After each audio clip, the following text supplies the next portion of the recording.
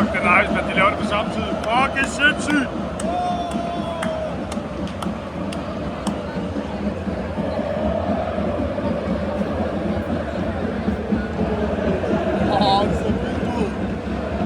Og i en tæmning. FCK er klubben! Det plejer normalt ikke at være så vildt til en kamp. Og ja! For jeg tror, det ser vildt ud, når der er alt den der røg, den rører ud af parken. Tror du ikke? Tror du ikke, det ser vildt ud, når alt den der røg rører ud af parken? Og man står udenfor.